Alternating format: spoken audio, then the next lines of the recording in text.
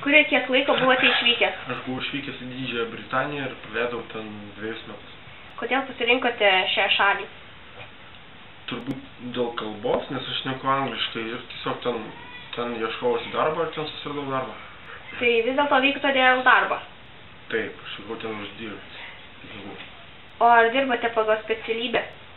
Pirmus 2 mėnesius dirbau pagal specialybę statybose. Vėliau teko susirasti laikinai kitą darbą, bet aš ten laikinai, kai įsidarbinau, tai ir likau ten dirbti. O koks buvo kitas darbas? Tai buvo skalbimo mašinų gamykla ir aš ten dirbau prie konvejerio, sukinėjau įvairiausias detalės, skalbimo mašinas ir įvairiausias operacijas dariau. Per 2 metus ten praktiškai ir pradirbau. O kaip jums sekėsi prisitaikyti prie kitos kultūros, gyvenimo būdo?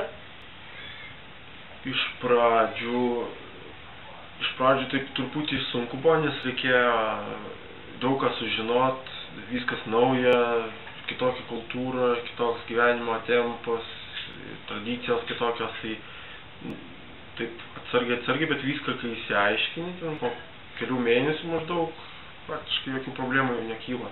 Jeigu dar šneki, aš šneku angliškai, tai viskas buvo labai gerai. Gerai prisitaikau. Tai ar patiko jums? Taip, patiko.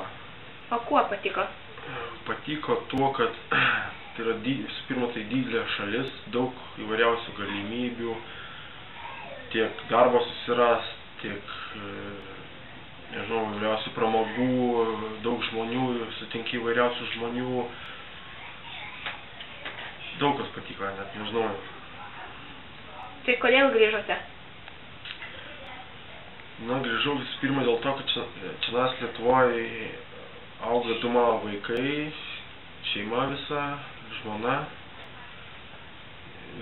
Kitas dalykas, mokslai dar čia mano yra pradėti, bet nepabaigti ir galų gale tiesiog norėjau grįžti į Lietuvą.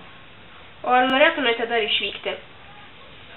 Norėčiau išvykti, bet norėčiau vykti tik tai gal kaip turistas arba ten kažkokiais į darbą reikalas, bet gyvent dabar norėčiau, bent jau šiuo metu tokie planai, kad gyvent Lietuvoje norėčiau.